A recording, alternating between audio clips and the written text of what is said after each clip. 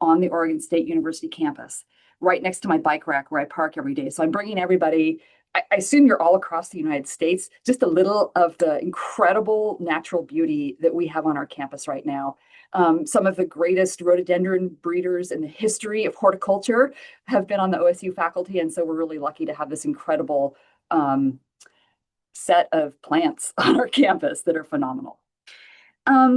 So welcome. I hope that I'll help you transform some things that are really hard into things that you can report on later as having gone well. So this will be your What Went Well Wednesday. And I want to begin by introducing what on earth an ombuds is. A lot of people think ombuds, that's an acronym for? It's actually not an acronym. It's just the name of our office. An ombuds is, in brief, a conflict resolution specialist. And that means that we work with people from all over every corner of the OSU campus, students, faculty, staff, research associates, the whole spectrum, who are finding themselves in difficult situations and are looking for someone to consult with for help. So what do? Well, we meet individually with people to help them understand the complexity and nuances of difficult situations and conflicts that they find themselves in. We also help people think about a spectrum of options for addressing the conflict or the difficult situation they're in. We do a lot of coaching with people on how to have hard conversations, how to communicate with people who may be difficult to communicate with. We often also have people who are having a hard time as a part of a conflict navigating systems, university systems. And so we coach on how to find the right resources on campus. And then when people need help having difficult conversations, we are available to do facilitations and mediations with people. I think it's a very special resource, and I love my work because every day I get to help people who are having a really tough time with something. And I hopefully will bring you some lasting help for hard times that you may have. Just one last little bit of information about how we work as ombuds. We follow the 4 standards of an international ombuds association, which means that we're impartial, we remain neutral on any issue. And a lot of people find that just accessing someone with an outside neutral perspective is extremely helpful in working through a conflict. We sit on our own off to the side of the university as an independent office. So we aren't beholden to the interests or powers of any part of the campus. We're an informal resource, which means that we don't do investigations, we don't do records, we don't receive complaints and have responsibility for solving them. We help people find their own way to solutions. And then finally, we're confidential. And so when you're a visitor in our office, and this would be true of I think, any ombuds, everything that you say in the office stays in the office. Now, to be clear, we are not confidential today. So this is being recorded. And I just say that so that you'll be careful with what you decide to share. In the recorded portion, we're going to have an unrecorded Q&A at the end also. Yeah, thank you so much. And then can I add to that real quick? Yeah, so if you're not at Oregon State University, if you're at a different university or State College or wherever you're at, if you just type into Google search, for instance, if you're at University of Hawaii or University of Alaska, you can look up University of Alaska Ombuds and get resources and contact information for your ombuds. Great. Yeah, and it's a big network of people and principals, and services tend to be the same. So you probably, if you have an ombuds at your institution, it's probably very similar to how we work. I'm going to make the slides available to you via Kristen after the workshop. We also, if you're an Oregon State University employee, or actually even if you aren't, we do some all-comers workshops every quarter, and they're listed on our webpage. There's just a Zoom link to get in, and if you want to attend one, you're welcome to do so. You could just send me a quick email or just join in. And then also on our website, for some of our workshops, we have what are called tip sheets that have some core advice and counsel and strategies that we use in our workshops that you're welcome to download if you'd like to. So let me begin with a quick definition. Now, we're here to talk about difficult conversations, and difficult conversations are often a euphemism for conflict. And there's a whole spectrum of what those things are. But I find that when I work with people who are having difficult conversations and are involved in conflict, it's due to kind of a core set of differences. It could be work style, how people like to get work done. It could be approaches to communication, Some people love a lot of words, some people love email, some people love text, some people don't love any of those things. And it's finding a way to communicate together. Very often, and I think this is probably especially relevant for the work that you do as marine technicians, it's due to differences in priorities between two parties, beliefs, values, or even philosophies. That often involves lines of authority, which I know can be tricky for someone in an in-between role like you are as marine technicians, definitions of equity and what fairness looks like. A lot of conflicts, especially in high compliance environments, are around different interpretations or beliefs about risk tolerance or different ways to design systems. And actually, ill-designed systems or systems that aren't clear to everybody involved are often the source of conflict. And that can be, poorly delineated roles through bad position descriptions, or a set of vague or ill-defined expectations, or expectations that just aren't shared by people. And so those are all things that lead to conflict and the need to have difficult conversations. But what really makes something hard is that they all involve some sort of emotional charge. And I think that's why many people describe as conflict avoidant, is that it can be frightening, anxiety producing, angering to be involved in conflict. And those are not emotions that we like to be around a lot. So you're going to hear me talk about multiple sides of a conflict and a difficult conversation, including the emotional charge. So let me take a minute and talk about our brains, which is actually the instrument or the equipment, if you will, of conflict. When we are in a conflict, we most often find a very deep and ancient part of our brain being triggered, and that is our fight, flight, freeze response from the amygdala, which is this deep ancient part of the brain that controls a really important set of responses: blood pressure, eye focus, focus of the brain, for times when we were chased by cougars in the past. Now, we're not chased by cougars as much today, but that part of our brain still serves a protective function, and it still is very, very present in sending adrenaline through our bodies that shift the way that our bodies work and the way that our brain works in conflict. So when we find ourselves in a fight, flight, freeze, or escalated state in a conflict, what happens when you look at an MRI, a functional magnetic resonance imaging picture of what's active in our brains, the amygdala lights up. All kinds of signaling happening from the amygdala, and guess which part shuts down? The prefrontal cortex, the control center of the brain, what I call here the wizard brain. And that's a really important function to be aware of when we find ourselves in conflict. And I'm going to come back to that in a moment, but I say this in part to just normalize the fact that when we find ourselves in a difficult conversation or in conflict, we're going to experience these things in our body: elevated heart rate, sweaty palms, focus on a set of emotions, fight, flight, freeze type emotions. And that's normal. And we need to accept that as normal and find ways to work with it. So in my workshop today, I'm going to focus on ways that you can build, like exercising a muscle, mindsets and skills to help you be more effective in the work that you do in difficult conversations. So mindsets, meaning slowing down, calming emotions, and getting curious. And skills that I'll talk about are ways to start a hard conversation effectively, ways to listen and the importance of listening, and then ways to look for common interests as a problem-solving mode in a conflict. We're going to have some time to do a quick practice of a couple of the skills that people have found a little more challenging or harder to wrap their minds around when I've given similar workshops in the past. So anticipate a couple small exercises where I've tried to design some examples that are relevant based on the survey you sent in advance. Fingers crossed I got those at least close, and I ask for your patience and grace if they aren't quite aligned with your work. And then at the end, of course, we're going to have time for some questions and some discussion about how to apply some of these things to some of the other scenarios that you submitted in the advanced survey. Now, before I dive into part one, some mindsets, and part two, some skills, I want to remind everyone that one of the most important things in having a difficult conversation is showing up authentically.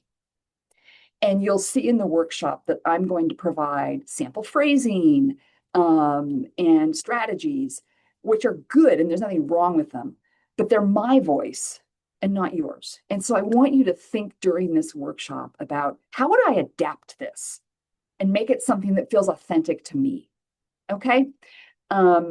Just the other day, I had someone say, well, you know, we give this workshop called Crucial Conversations, which is sort of a national model for conflict resolution. And someone said that someone accused them when they used the skills from that of weaponizing crucial conversations. And I said, well, what do you think that meant? And they said, I think it meant that they didn't think it was my authentic voice. They thought I was just slapping on some sort of strategy. I thought that was really illustrative of the importance of you thinking about this as a set of guidelines that you can bring into your own practices and your own voice.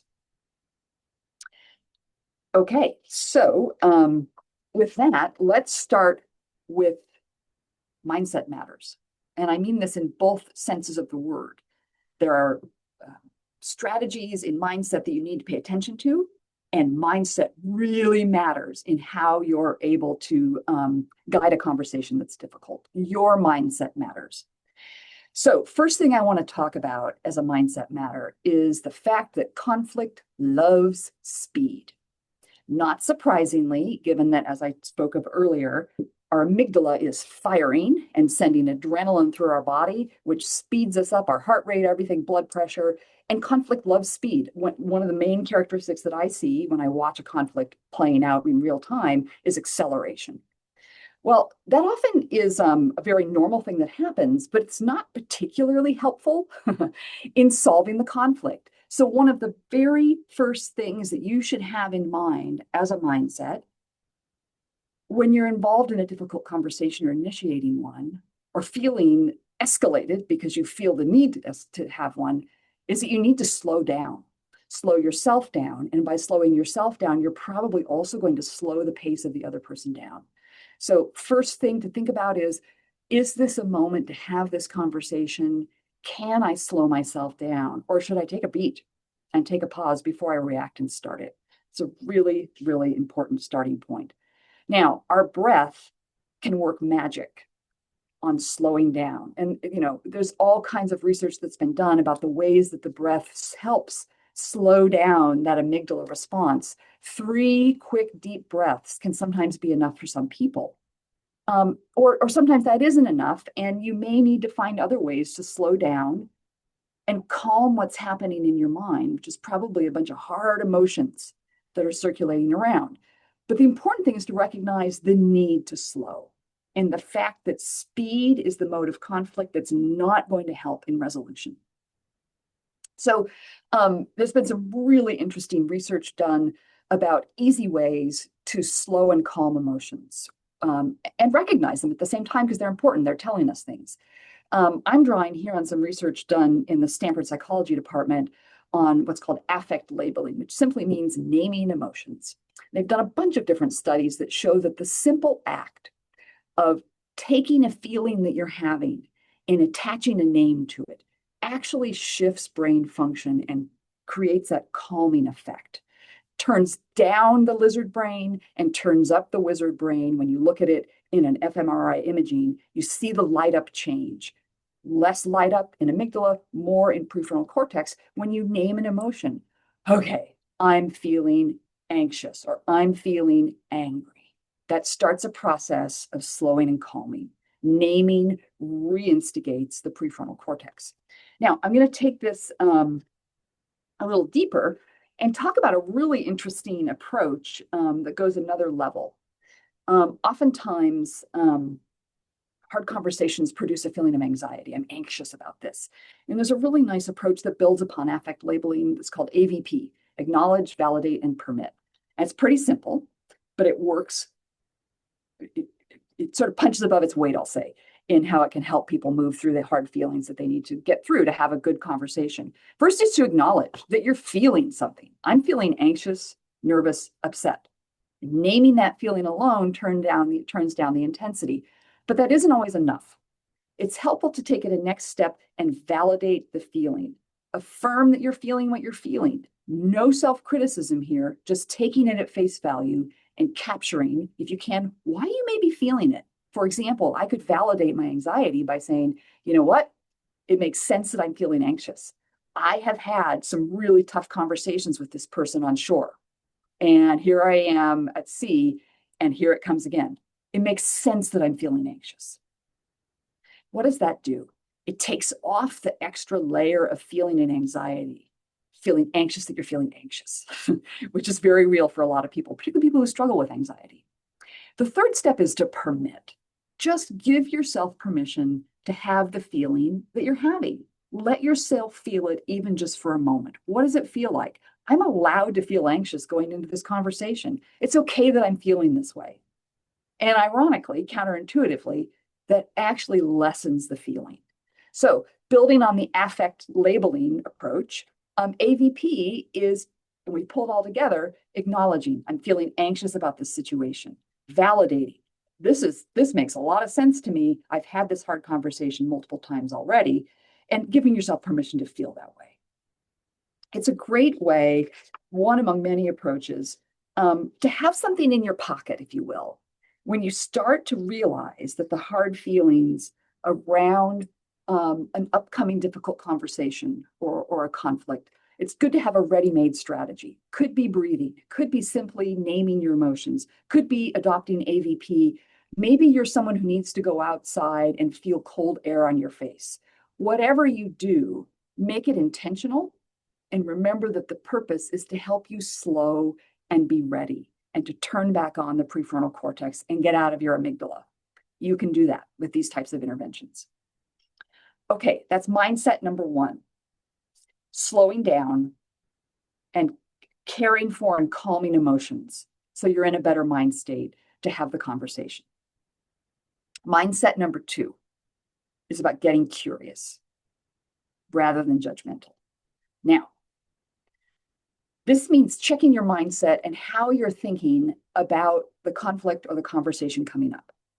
It's really normal for people to be in what I call a hot conflict mindset.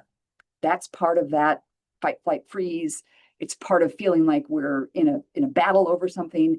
And those tend to be thoughts that run like blaming, like, oh, this scientist is so unreasonable, or arguing, getting ready for battle, and feeling like you have to compete and win with the person. And even sometimes feeling like you want to punish the person who's being so obstructive or difficult.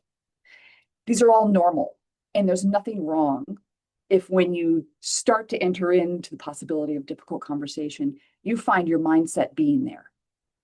The key, however, is to recognize that as a mindset and to intentionally try to shift to a more productive mindset for problem solving, which I call the cool problem solving mindset, that involves being curious, seeking for a way to enter into dialogue with a person rather than arguing and disagreeing, seeking to understand more deeply their perspective through curiosity. And for that matter, your perspective too, perhaps even seen through their eyes. It means having some empathy for the other person, even though you may not agree. You can hold those two thoughts at the same time of having empathy and understanding and not necessarily agreeing. That's very possible to do. And then ultimately trying to seek some common ground rather than win or punish. Now, this can be a hard jump, and you can get to making that jump from hot conflict mindset to cool problem solving mindset through self-awareness about where your mindset is when you're heading into a hard conversation, and just having some preparation with skills that will help you move into cool problem solving mindset. Now, moving into cool problem solving mindset not only feels better, but it's also very strategic. I was trained in mediation by a brilliant mediator here in Oregon who does community mediation services, all kinds of tough issues that arise. And in the training, he said something that stuck with me. And it was, that when you're in a conflict, trying to persuade someone of your perspective without understanding their perspective is frankly unpersuasive. And it's so true. If your goal is to get your conflict partner or the person you need to have a difficult conversation with to move a little bit toward your direction or even all the way, you're probably going to get a lot more traction with them if you pause and take the time through being curious to understand their perspective and let them know you do. We're going to come back to that in a minute. But often when we're in a difficult conversation, we think, well, we're going to do all the talking and we're going to get all of our points across. Maybe, but very wise organizational consultant that we've worked with extensively here at OSU says that the ability to have influence in a group or in a community or even with an individual often starts with speaking less, which brings us back to curiosity about what's driving the other person's perspective. So key mindset shift. How can you get yourself into a curious mindset rather than a judgmental competing mindset?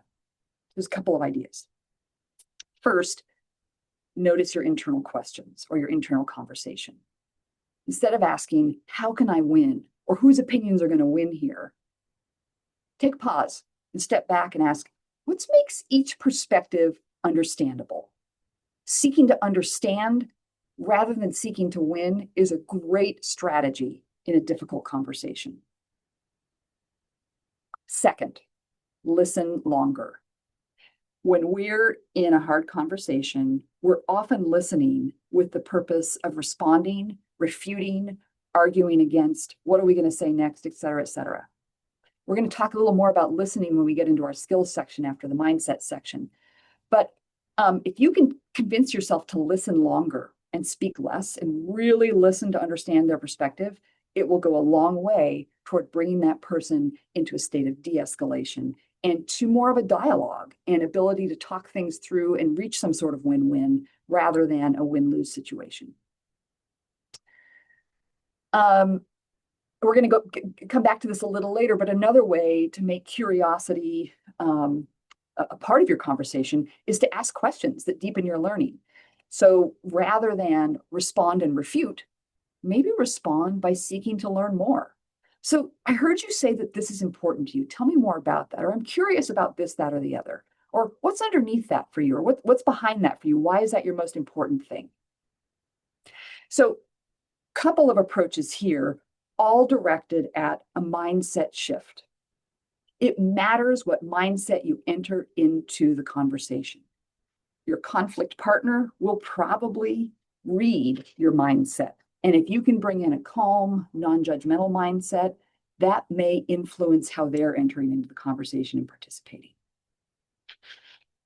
Okay, we're going to come back to multiple of these concepts in just a minute as we enter into talking about some communication strategies and skills. So important to start with your own mindset and go from hot to cool.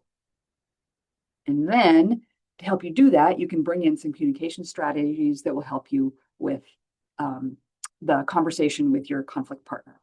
So I'm going to begin with ways to start a difficult conversation in ways that care for the relationship and not just care for the problem that's being solved. And I think that in my understanding, speaking with Kristen in advance, you're in a pretty compliance intensive situation where there's a lot at risk, there's a lot of safety, there's a lot of equipment care. And I think sometimes in those situations, when I work with people on this campus, more in a research setting, they tend to focus only on the thing, the equipment, the safety issue, and ignore the fact that there's also a relationship involved. But I do think that caring for the relationship in the course of a conversation helps lead to better outcomes in solving the problem for the equipment, for the whatever it is. So I'm going to propose for you, first, 4 key strategic approaches. And then in just a minute, I'm going to translate these key strategic approaches into some actual skills that you can use in the moment. Okay? So first strategic approach, we've seen this already, is for you to control the pace. Keep it slow. Take a break before starting or in the middle. And if things get too hot, come back later. Because when things get hot, you're not in problem solving mode and it probably isn't going to help the situation. So it can be an approach for you to keep track of the pace and control it. Don't let it spin up and go too fast. Second, lead with, when you're starting a difficult conversation, lead with the requirement, or if you will, the request. And state it early and briefly, and don't bury it. Talk more about that in a minute. Third, fully expect there to be disagreement and controversy and some emotion from the other person. Maybe anger, maybe frustration, maybe anxiety. Depends on the context. The key is to fully expect that. And when it happens, not experience it as an aberration or a problem, but to take it as a normal part of the process and to give it space and to listen to what the person's disagreement and emotion may be about this. We'll come back to that in a minute with a skill.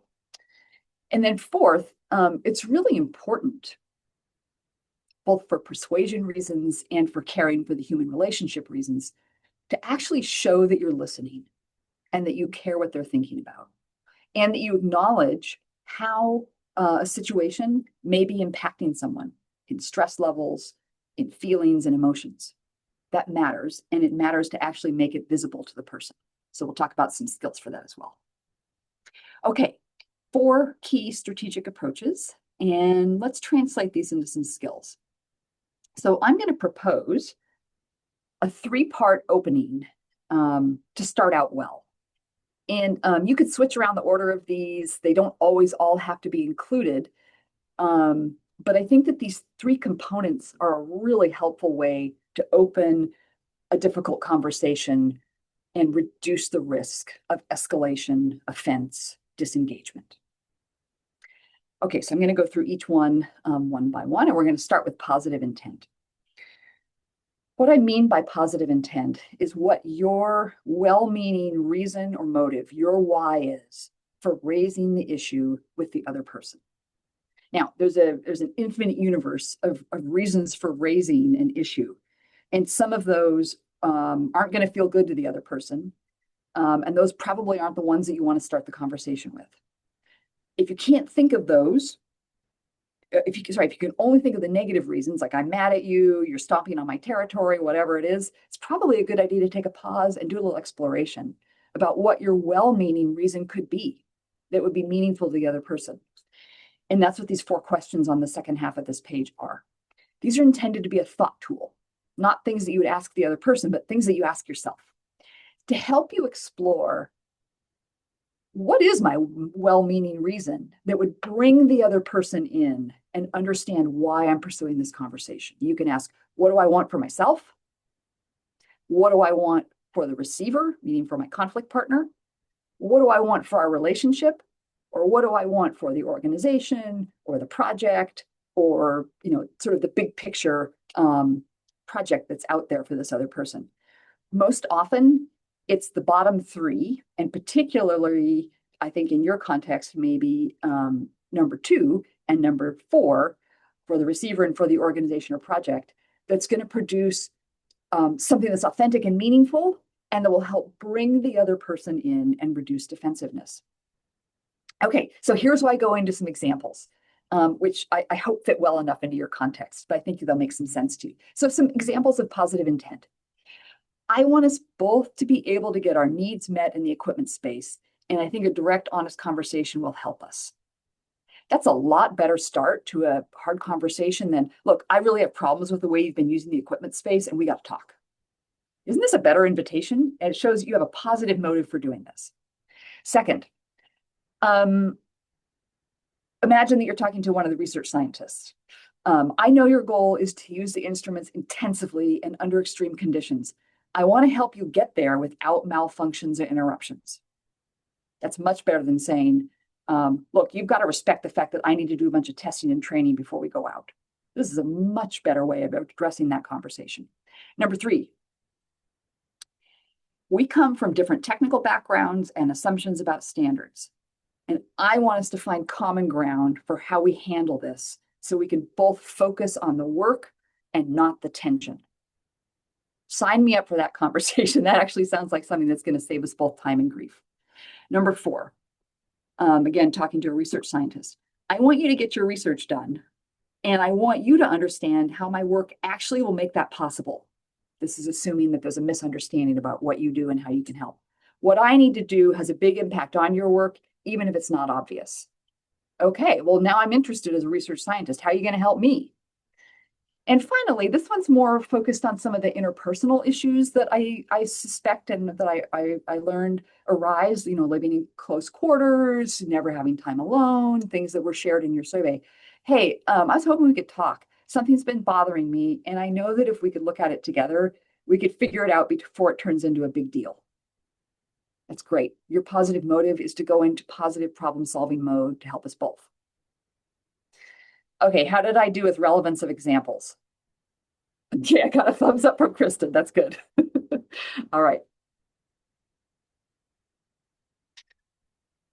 So, okay, why is this important if it isn't obvious enough? Let me start by saying that when we're in conflict mode, we become these crazy meaning-making machines where we make up all kinds of stories, untested, all kinds of assumptions about why someone is approaching us with something that's going to be hard to talk about. So when you state positive intent, you respond in some ways to these questions like, why is she approaching me with this? Who does she think she is? Is she trying to obstruct my project? You forestall that defensiveness and negative storytelling by defining up front the one real story about why you're seeking to talk. And it's a positive one that could be helpful to the other person. This reduces defensiveness and negative storytelling. It helps the person you're speaking with put down their gloves and be receptive to what you have to say, because it's for a helpful motive. And it also helps shift the mindset of the other person from, okay, here we go, we're going to battle on this, to, oh, wait a minute, let's sit down and talk about this. There could be something positive come of it. Now, does it always work? No. Does it help a lot? Absolutely. It makes a big difference to open a conversation with positive intent. Okay, now a little practice session here. I'm going to have you practice formulating how you might state some positive intent. And I'll say up front, there is no one right answer. There's multiple options here as long as it's something that will state positive reasons for engaging the conversation. So try bravely. You can enter your tries at positive intent into the chat, or you can raise your hand if you want to share them. And here's your scenario. You and a bunch of other people on the ship saw an employee speaking really aggressively and demeaningly to another technician. Later in the day, you have a meeting scheduled with this employee, and it could be someone who reports to you, or it could just be an employee on the ship. That's kind of not relevant here. So you're going to have this meeting and you want to open up a hard conversation. How might you state your positive intent to this employee? And focus on the positive intent piece. And I've got your little clues over here to the side if you need help thinking about what that might be. So take a minute and think.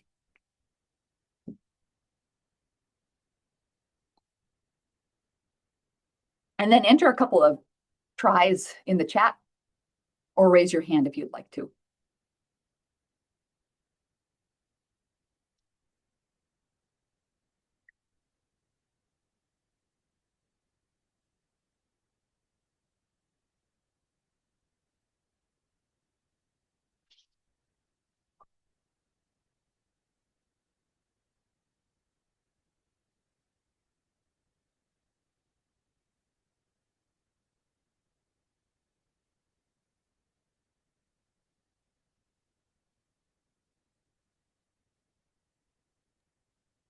All right, looks like we have at least one in the chat. Okay, Jason, thank you. Where's URI? Is that Rhode Island? Yep, University of Rhode Island. Yeah, right. yeah, University of Rhode Island. Thanks.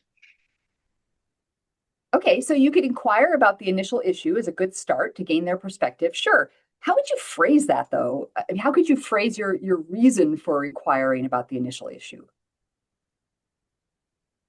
Anybody want to try? Yeah, it's a good question. It's Yeah. a good question. I wonder if bringing up the observation of the interaction would be appropriate or not. Totally. Yes. Yeah. And in fact, that's step 2 is to start with a factual observation. And so, yes, I think that's great. And you've just sort of answered the question for the next phase. And you could switch the order. You could start with the fact and then move to positive intent. So a good statement of the fact could be, it seems like there was an issue on deck this morning. Is there anything I can help with? That's great. Another way of doing it would be, it seems like there was an issue on deck this morning. I want to be helpful. Is there a way that I can be helpful? And just stating, your desire to be helpful could be really important and open this person to having a conversation that could help them and help everybody on ship. Yeah, thanks for that idea. Another option would be, I know that frustration comes up often on the ship, and I want to help people be problem solvers rather than just avoiding. Is there anything I could help with in that situation? Something like that could help too. Good. Okay. The key is that stating the facts and stating positive intent do different things. Stating the facts rather than an accusation absolutely helps to reduce defensiveness, but it's not quite the same thing, and it doesn't have quite the same positive effect as stating positive intent. So I encourage you to stick with trying to find a positive intent, something similar to the examples that I showed, and not only talk about the facts. But since we're on facts, let's move to the second part. And that is, state briefly what the issue is. And if there's a requirement that you need to put forward, and I know that that's not going to be true in all situations, but there may be some things where you don't feel like you are able to, sit down and negotiate a big decision, but you really need to move ahead with something which is clearly under your authority and a requirement. So you want to state it briefly upfront, and it could come before or after positive intent. So for example, X instrument is not performing consistently. We need to delay departure until repair is complete. Really clear. Okay, so your turn to think about how you might state a fact again. This is a similar scenario, but a little more detail. So a major piece of equipment has just been upgraded. You feel strongly that testing should occur before sailing. The chief scientist doesn't want to delay launch any further and is ignoring your request to talk about what a test would mean. You run into each other in a hallway.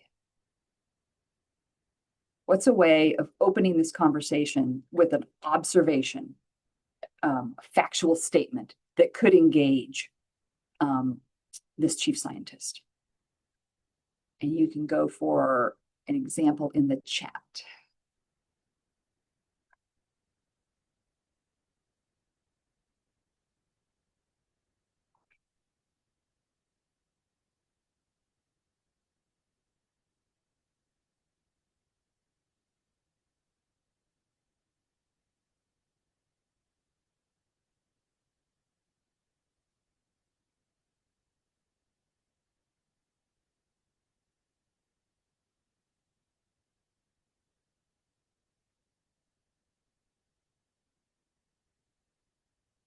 Okay, Katie, thank you.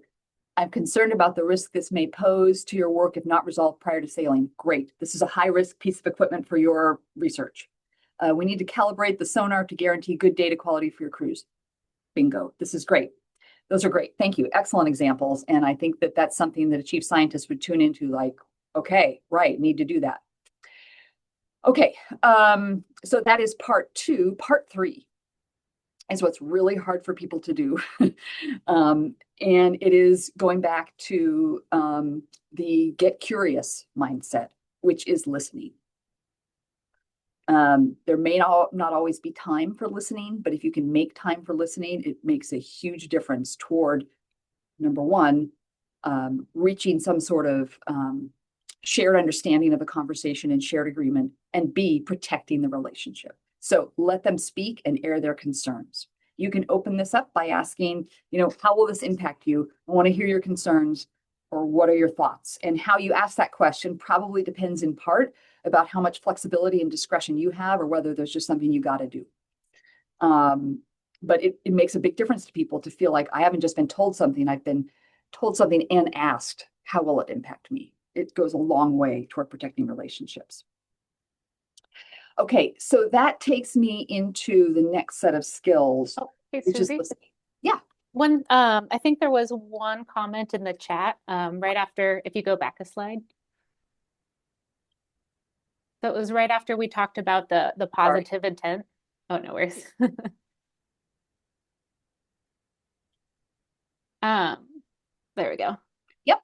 Lynn was saying that I can imagine that asking if one can help would be answered with a no and the other person walking away. So what would happen if you say, hey, and I think this is how I'm interpreting it.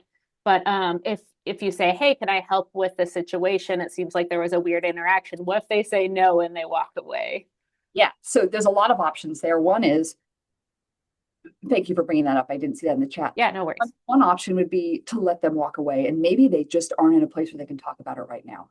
Another option would be, rather than asking if there's a way you can help, what if you asked just to listen and understand and went into curiosity mode? They say like, no, you can't help. Well, I do care. Would you be willing to share with me what your experience was there? Or, and I think that that's a really great way to, yes, you want to be helpful. Maybe they're not ready to be helped or don't think you can help, but maybe they just want to be heard and have a chance to share. So that would be a great way of asking. Or you could also ask, can I follow up later? I just would be willing to, listen and be a friendly ear. Okay, great. Thank you so much for that. Yeah, thank you for drawing me back to that. Absolutely. Okay. So we're going to go to listening skills here. Now, listening's hard because you're probably going to hear a lot of things that you don't agree with. And you will probably have the urge to jump in and argue. And that's a part of that mindset of leaving yourself, starting and staying in a curiosity mindset and reminding yourself that in order to feel open to your ideas, they probably need to see you be open to their ideas. There's this mutuality to it. So this is often referred to as active listening. Sometimes people think of active listening as leaning in and nodding, and those are definitely modes of active listening, but I'm going to take it a little bit deeper and give you a couple of skills for active listening that go beyond just nodding and leaning in and that sort of thing. Now, there's been some really interesting social sciences research done on the impact of being listened to actively. And here's what the research shows, that when someone feels like they're being listened to, the reward system in their brain is actually activated. And there's actually an increased release of dopamine and oxytocin, which were such a bizarre outcome. But yes, dopamine and oxytocin. And that fosters feelings of empathy and feelings of well-being toward your interlocutor. Second finding is that when people perceive that they're being listened to closely and understood, it promotes feelings of positivity toward the listener, and it actually improves one's impression of an interaction when someone fills out a survey afterwards about, well, what was your impression of this interaction? If someone feels actively listened to, it's a much more favorable impression. So interesting background on how these listening techniques I'm going to share with you in a minute actually have a pretty profound impact on the way that the other person feels and thinks about the interaction, which again goes back to protecting the relationship and probably also helping to get your perspective heard and understood. So one mode of active listening is to listen with the purpose of keying in to their key points and main priorities. And after they've finished speaking, repeat back those key points or keywords without any sort of judgment. So it's like you're a tape recorder playing back and summarizing, and without editorializing, commenting on things. What does this do? It helps the person feel heard and understood. It also allows you to verify that you understand what their concerns are, what their priorities are. And sometimes having you repeat back something helps the person find some focus in the middle of a complex problem and say, well, I don't really care so much about that, but I care about that thing that you repeated back to me. So some examples, what does this look like? How do you state back succinctly their key points? So someone explains to you, why they have an issue with something that you're seeking to have happen. You could say, so I'm understanding that X and Y are your priorities. Did I get that right? Option number 2. It sounds like your biggest concern is X, whatever it is. Did I get that right? Okay, so what I'm hearing, third example. Okay, so what I'm hearing overall is X, Y, or Z. Is that the crux of your concern? Or another option, it sounds like you feel like you've been given bad information or incomplete information or false expectations. Did I get that right? Okay, so 2 things to notice here. Did I agree or disagree with what they said? No, it's just a statement back of what they said. And second thing to notice is that I end with a verifying question, which communicates 2 things. First, I want to understand you. And second, I care that I'm getting it accurate. And it gives them a chance to then reiterate. This is a technique we use frequently in mediations and in very hot mediations, where it's actually the mediator who does the summary of a party's statement about what's going wrong in the relationship. And, I've done tons of mediations where I've used this technique, and you can just feel the person who's all worked up and told this hot story about what's going wrong. You can feel them exhale and the temperature go down because they've been heard and understood. Okay. So one magic question, if you feel like things are not slowing down or not cooling off, that you could try after you do your summary is there anything else you'd like me to understand? And that actually has a pretty big impact as well. Okay, so that's one mode of active listening, through listening for understanding, summarizing back in order to demonstrate that you care and that you've heard. Another mode of active listening is active listening through empathy for feelings. So as you're listening to someone speak, note what are some of the impacts, feelings, and emotions that come back. And you can state back a simple observation that validates their experience or emotions while avoiding any sort of evaluation or judgment.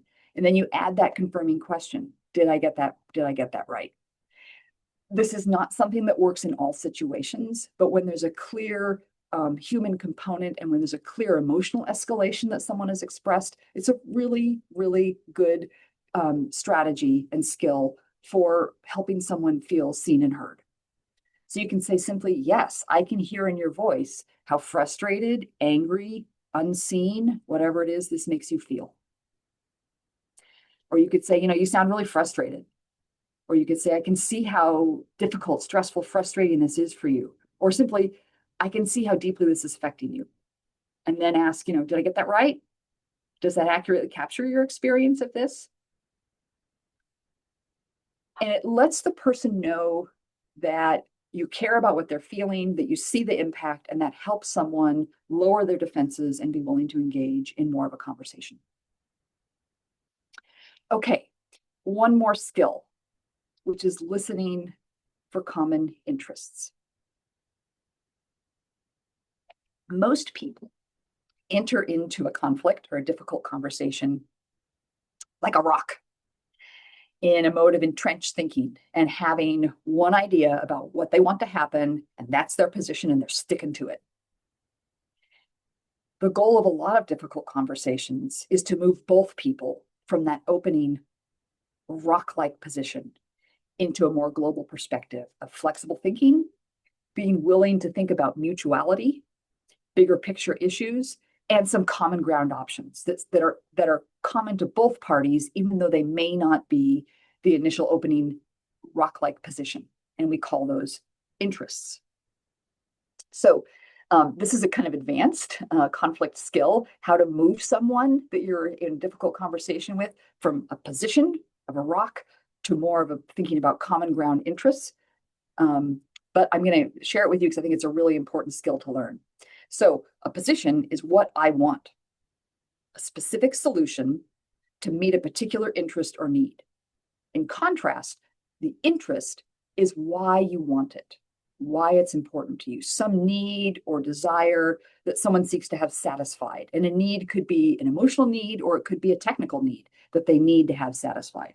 So a couple of simple examples. Imagine roommates on a college campus who are having fights about the pile of dishes in the sink. And one person says, "That's it, I'm fed up. Everyone needs to wash all of their own dishes after every single meal, no exceptions." Well, that could work, but a lot of the roommates have complex schedules and think that's too rigid and want to try something else. So something that you could look for that would be an interest behind this desire would be, well, why do you want that? Well, we all need to keep a clean kitchen to avoid roaches. Everybody can agree on that. And often when you get people to find that common interest, they're willing to set aside the one position and be willing to think about other possibilities that could satisfy that interest. Second example, and I hope this makes some sense in your context. I tried to pull it from your examples. We don't have to follow a laundry list of standards. It's just not that regulated and ocean going. Does that fit? I don't know, maybe not. Sort of. Okay. The interest in this person's perspective could be, well, we need to balance compliance with being able to collect all of our data while at sea. Okay, so maybe not the best example, but I hope you get the sense there. Okay, so how do you get to that? Well, and how do you get to that, especially without raising defenses and feeling like having someone feel like you're challenging them?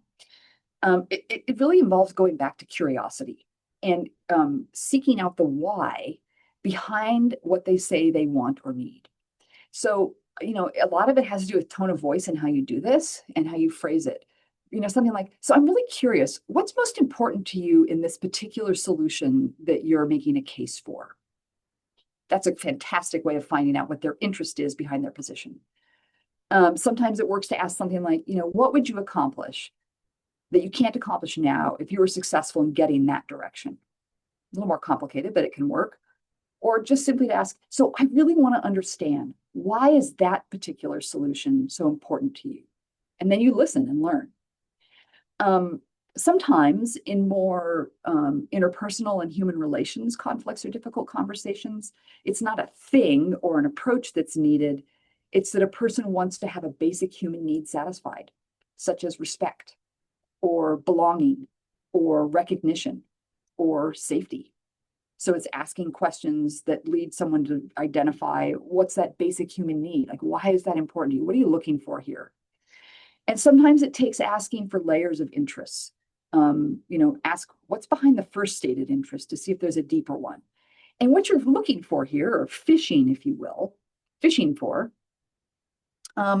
is something that could be mutually interesting to the person and to you, or to the person and the ship, or the person and the project.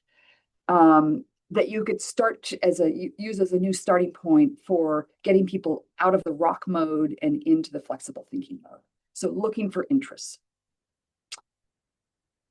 Okay, a couple of examples. Can you think of what an underlying interest might be for each of these three stated positions? So number one, you could point to several different standards for this process, but this is the one I've used for years and I'm sticking to it. What might be someone's interest that you could help them get in touch with to enter into a little more flexible thinking? You can do chat or raise a hand.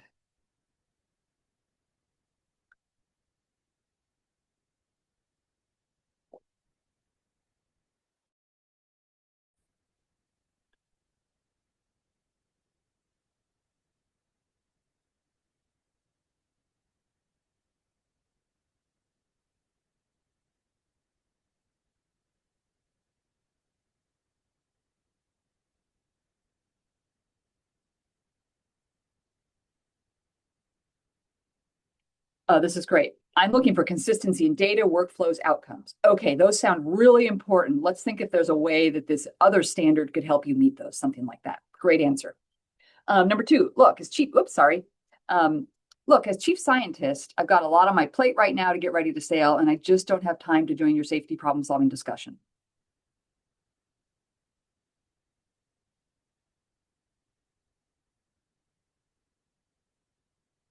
What could be this chief scientist's interest in not having time to join problem solving discussion.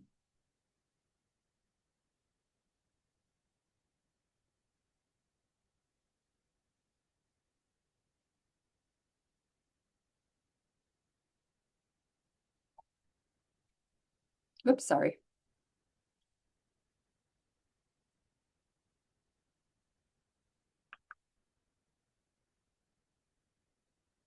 Interest of time management, great. I've got a lot of time to manage, and you know, I've got a lot of things to manage in a short amount of time. And that opens up things beyond a flat no. So your goal in looking for an interest is to get somebody beyond that first no and have them think about it from a little broader perspective of why that's important to them. Okay, there's a third one here, which I'm not going to actually go over right now, but you can read it. So a lot of the crew may be new, but it's not like they haven't seen similar equipment before. I just don't see why we need so much time on trainings pre-departure. We don't know that things are going to go wrong, et cetera, et cetera, et cetera. So you can imagine what some interest might be there. So oops, I have one more chat here. Maybe they're a new scientist and are overwhelmed. Love that. That could be great. Really good explanation. Yeah. Okay, so we've been through a lot. And in a minute, I am I was planning for kind of an hour of skills and mindsets, and then stopping recording and going into question and answer and scenarios and discussion of things. But first, just a quick recap about what we've seen. We've talked about how important it is to start with your own mindset before you go into a hard conversation. It has a huge influence on how the other person perceives you and responds to you. It has a huge influence on your own sense of the quality of the conversation to come. And it has a huge impact on the strategies that you're able to bring to bear in the moment. So slowing down, recognizing and taking some steps to calm your emotions, move from flight, fight, freeze, or high emotion response into a calmer, cooler mindset. And then framing the conversation to come through a lens of curiosity and problem solving rather than judging and competing. So those are key mindset awarenesses to have. And then communication strategies, we talked about great ways to start. Start with either facts or a brief statement of requirement, start with positive intent. Those are interchangeable, but they both have such a positive impact on bringing someone into a dialogue rather than making them feel like they're entering a fight, and then making time to listen. And we talked about two great ways to tune your listening into understanding the other person rather than listening to respond, and in letting them know that you care about their viewpoints and that you want to be helpful to them, and that their viewpoint matters. And you do that by summarizing and showing your understanding, or by reflecting back that you understand how it makes them feel. And then finally, we talked about looking for common interests as a way to break through the impasse of rock-like positions and move people into a little more openness to bigger ideas and other solutions. So that concludes my tips for you. I'm going to stop sharing. And Kristen, I'll let you take it in terms of getting out of recording mode and that type of thing.